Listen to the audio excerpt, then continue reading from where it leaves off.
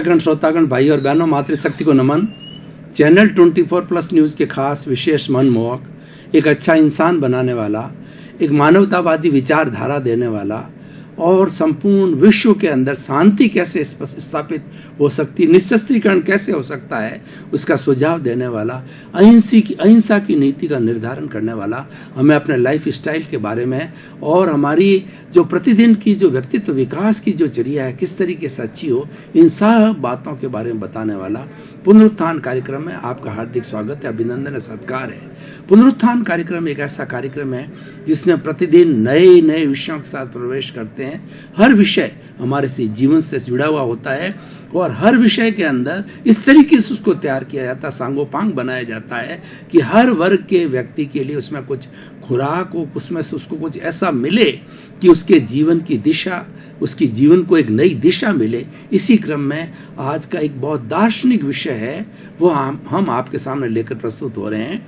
आज का हमारा दार्शनिक विषय है अद्वैत चिंतन। भाई और बहनों, दर्शकगण, श्रोतागण, बहुत ही सुंदर चिंतन है, इस पर घंटों घंटों पर चर्चा की जा सकती है। द्वैत और अद्वैत, द्वैत का मतलब होता है दो, अद्वैत का मतलब होता है एक। जहां पर दो या दो से अधिक होते हैं वहां पर बुद्धि का टकराव होता है, चिंतन होता है, वाद विवाद होता है और क्या है, मतभेद भी हो सकता है, मनोभेद भी हो सकता है। सारी प्रक्रियाएं दो या दो से अधिक होने से होती है। हम अपने सोसाइटी के अंदर रोज देखते हैं कि समाज के अंदर दो से अधिक व्यक्ति होते हैं। जब कई बार अगर वो पॉजिटिव वे में जाते हैं तो बजे हजारों लाखों लोग एक साथ जुड़ करके बहुत बड़ा काम कर सकते हैं, और जो कभी वो नेगेटिव रुख के अंदर चले जाते हैं तो दो के अंदर ही टकराव हो जाता है, और टकराव इस कदर बढ़ जाता है कि वह जो है दो संप्रदायों में, दो गुटों में बदल जाता है, और वो गुटबाजी होकर के एक ऐसा कहना चाहिए कि एक अभव्य नज़ारा प्रस्तुत हो जाता है जो कि हम चाहते भी नहीं हैं। खैर, ये तो उसका जो है व्यवहारिक पक्ष हुआ। अब द्वैत अद्वैत जो है ये वेदांत के अंदर प्रसिद्ध है। वेदांत किसे कहते हैं? वेद का अंत, जिसको कि उपनिषद कहा जाता है। वेद है, ईश्वर कृत है, और ये 5000 साल पुराने हमारे पास में रिटन स्क्रिप्चर से एविडेंसेज है। सबसे पुराने वेद, और वेदों के लिए कहा जाता है कि वेद ईश्वर कृत होते हैं। तो उन्हीं वेदों का अंत, यानी उन वेदों पर जो टिप्पणियां लिखी गई है, उन पर जो भाष्य लिखे गए हैं, चूर्णियां लिखी गई है, उन सब को हम उपनिषद कहते हैं। उपनिषद 108 है, लेकिन उसका आधार है सारा वेद ही है। तो वेदांत के अंदर द्वैत और अद्वैत की बहुत चर्चा है। द्वैत का मतलब दो। दो क्या कि एक तो सबसे पहले अद्वैत क्या होता है ये देखेंगे हम। अद्वैत होता है हमारा जीव, हमारी आत्मा, वो अद्वैत है। और द्वैत के अंदर क्या होता है कि शरीर और आत्मा ये दोनों भिन्न भिन्न मानी गई है, और दोनों की भिन्नता करके द्वैत से अद्वैत की ओर जाना होता है। ये जो है वेदांत का मुख्य साधना का विषय होता है। तो अद्वैत का अर्थ होता है कि मैं शुद्ध आत्मा हूं। शुद्ध आत्मा कैसी?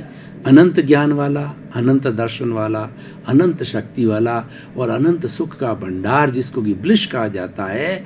और उस ब्लिस के लिए हम सारा काम करते हैं, और हमारी अंतिम सिद्धि, हमारी अंतिम मंजिल होती है वो ब्लिस होती है, क्योंकि वो ब्लिस के अंदर शाश्वत सुख होता है। जो हमारे जीवन के अंदर सुख आता है वह उसके साथ में दुख जुड़ा रहता है, हर संयोग के साथ वियोग जुड़ा रहता है। इसी कारण से हमारा सुख के साथ दुख होता है, फिर दुख के साथ सुख होता है। इस तरीके से साइकिल चलती रहती है, परंतु हम शाश्वत सुख की खोज करते हैं। वो शाश्वत सुख है वह अद्वैत के अंदर मिल जाता है, जिसके अंदर एक प्योर आत्मा ही होती है। आत्मा अजर होती है, अमर होती है, अविनाशी होती है। और आत्मा की जो परिभाषा ये है, असंख्य चेतनामय परमाणुओं के पिंड को आत्मा कहा जाता है। वेदांत में इसको जीव कहा जाता है। वेदांत ये कहते हैं कि जीव जो है वो अलग अलग जो जीवित प्राणी है वो सारे जीव कहलाते हैं, और ब्रह्म जो है एक जो चेतनामय शक्ति है और ब्रह्म जो है ना सारे सृष्टि का संचालन करने वाला ब्रह्म होता है। हम ब्रह्माष्टमी, जब जीव जो है ब्रह्म के अंदर विलय हो जाता है, विलीन हो जाता है, तब उसकी मुक्ति होती है और वो जीव रहता है, वो एक तरीके से बद्ध आत्मा होती है और बद्ध आत्मा अपने जो कर्म किए होते हैं, कर्म के अनुरूप ही वो सुख दुख भुगतती रहती है। और जब उसको जो है वो ब्रह्म का बिंब यानी ब्रह्म की जो है वो चर्या उसको मालूम हो जाती है, ब्रह्म किस तरीके का होता है, उसकी अनुभूति चालू हो जाती है, उसका अनुभव चालू हो जाता है। अनुभव चालू होते होते जीव के अंदर जो कुछ भी राग द्वेष होता है, जो कषाय होता है, क्रोध मान माया लोभ होता है, वो सारा मिट जाता है। मिट करके वह मुक्ति की ओर चला जाता है। तो उसके पहले जो है ये जीव है वो विधेय बनता है। मुक्ति में जाने के पहले विधेय बनता है। विधेय का अर्थ होता है कि शरीर में रहते हुए भी शरीर से भिन्न।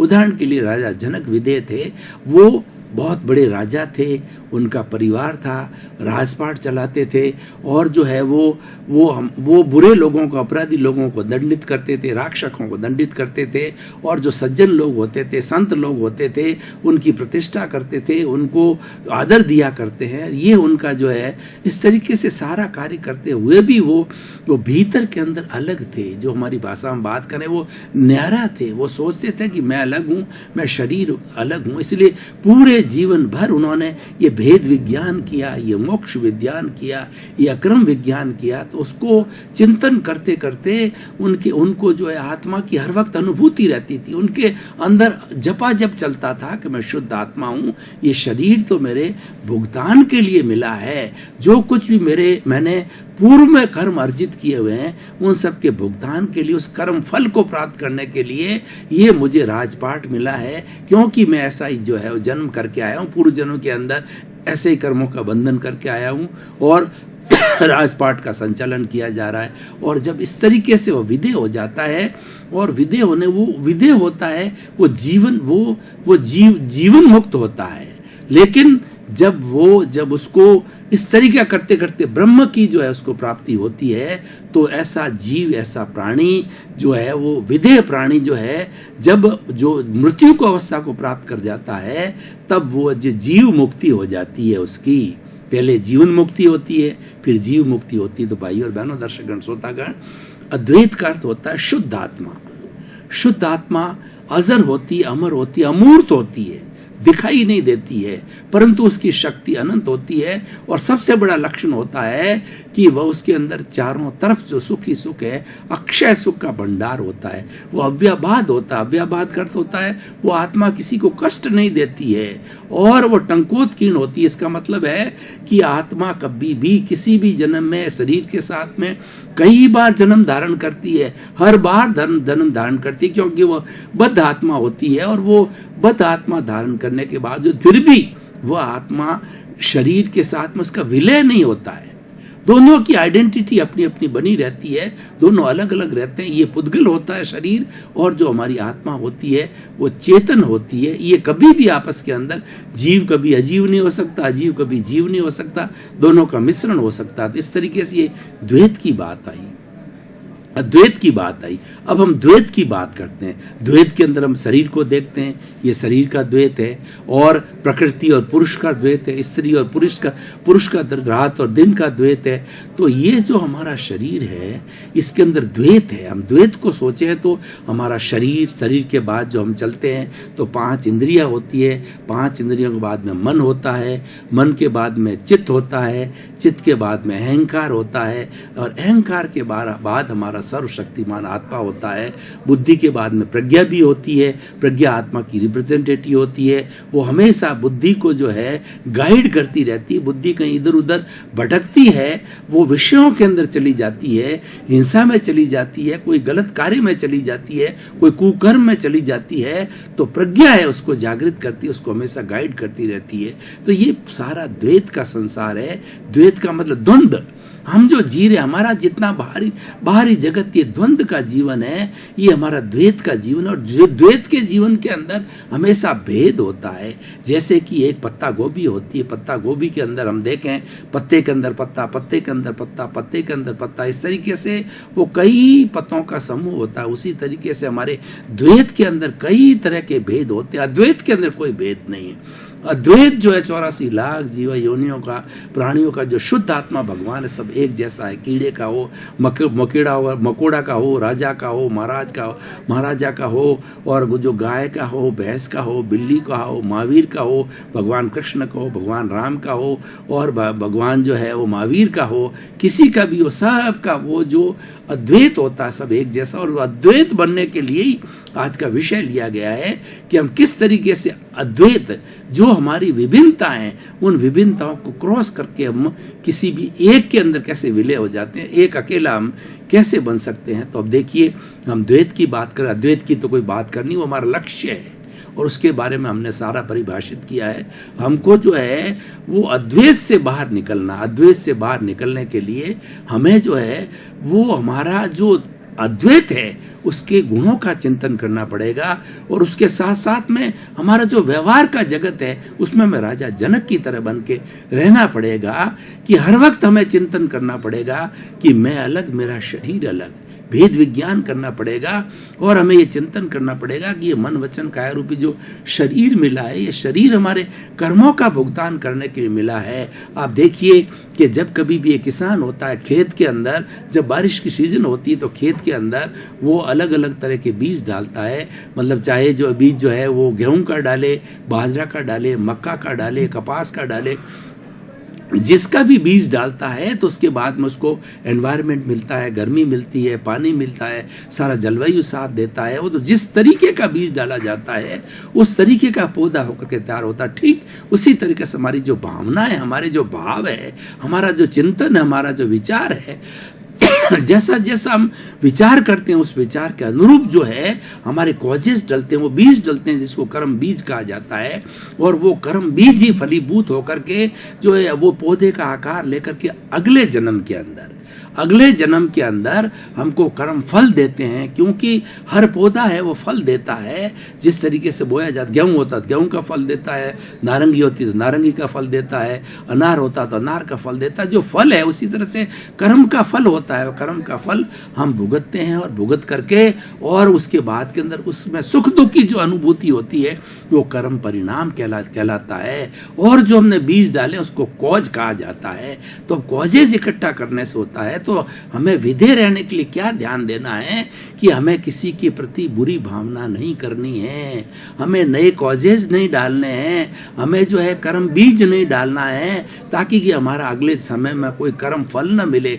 उसके लिए हमें क्या चिंतन करना होता है कि ये जो मेरा शरीर का जो मन वचन काया का संचालन है सारा कुदरत करती। कुदरत एक बड़ा विषय है। वो 6 समवाय को कुदरत कहा जाता है। कौन कौन से समवाय होते हैं? जैसे कि हमारा शरीर है, ये चेतन है, और हमारा जो भीतर विराजमान शुद्ध आत्मा भगवान है वो चेतन है, और ये शरीर है वो जड़ के रूप में है। तो एक तो हो गया चेतन कॉन्शियसनेस, दूसरा हो गया जड़ मतलब मैटर, और तीसरा ये है कि जब कोई भी मैटर और चेतन इन दोनों में से कोई भी गति करना चाहता है, इनका मिक्सचर, जैसे मनुष्य का शरीर उसका मिक्सचर है, तो वो गति करना चाहता है तो गति सहायक तत्व पूरे विश्व के अंदर होता है, पूरे जो है वो हमारे इस कॉस्मॉस के अंदर होता है, जगत के अंदर होता है। उसको कहा जाता है मोशन विज्ञान की भाषा में, या हम ये दार्शनिक भाषा में कहें गति सहायक तत्व होता है। व्यक्ति जो गति करना चाहता है तो वह उसको गति मिलती है। और कोई व्यक्ति गति कर रहा है, चाहे जड़ कर रहा है, चाहे चेतन कर रहा है, चाहे ट्रेन कर रही है, चाहे जो है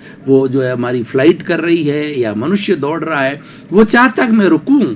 तो रेस्ट तत्व जो है सारी सृष्टि के अंदर होता है, उसको रेस्ट को कहा था। स्थिति सहायक वो तत्व सारे ऐसे पूरे ब्रह्मांड के अंदर, पूरे जगत के अंदर, पूरे कुदरत के अंदर, पूरे कॉस्मॉस में, पूरे नेचर में फैला हुआ होता है। और वो जड़ या चेतन कोई भी जो स्थिर होना चाहता है उसको रेस्ट देता है। उसके बाद में समय होता है, सबसे छोटा समय का यूनिट होता है सेकंड होता है, फिर मिनट होता है, उसके बाद घंटे होते हैं, उसके बाद पक्ष, उसके बाद में दिन होता है, दिन के बाद पक्ष होता है, पक्ष के बाद में वो सप्ताह होता है, और सप्ताह होकर के जो वर्ष होते हैं, शताब्दी होती है, और जो 1-2-20 करोड़ा सागर का अवसर्पिणी उत्पर्षणी काल होता है, आरा कहा जाता है जिनको। तो इस तरीके से समय, और उसके बाद के अंदर स्पेस यानी आकाश जिसके अंदर हम रह रहे हैं, जो जैसे मैं बैठा हूं, जितनी जगह घेर रहा हूं, ये स्पेस की जगह घेर रहा हूं। हर प्राणी, हर चाहे जो मैटर हो, चाहे चेतनामय प्राणी हो, वो जगह घेरता है।